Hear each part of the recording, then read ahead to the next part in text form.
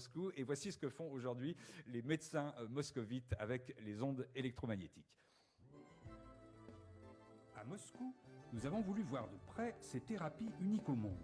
En Occident, on a du mal à y croire. En Russie, elles sont reconnues par le ministère de la Santé publique.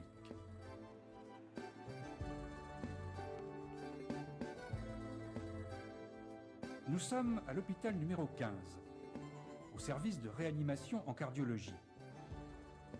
Ici, on utilise des ondes qui pénètrent sous la peau et dont les signaux renforcent la résistance des cellules. En dehors de notre pays, cette thérapie est utilisée en Allemagne. On peut citer aussi la Pologne, la Bulgarie, la Hongrie, la Suède, l'Italie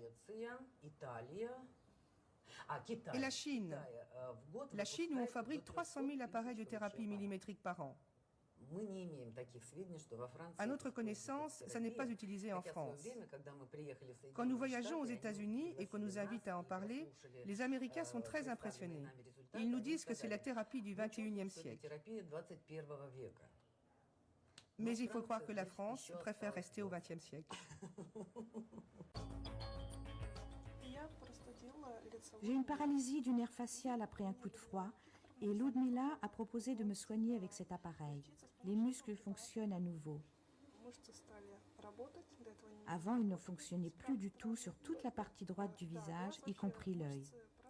Maintenant, ça commence à aller mieux, mais il reste encore quelques séances.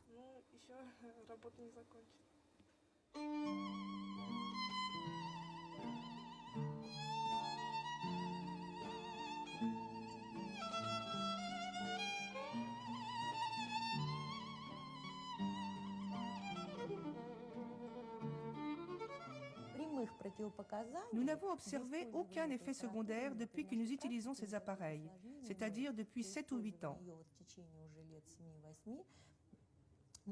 En revanche, nous avons toujours obtenu l'effet souhaité.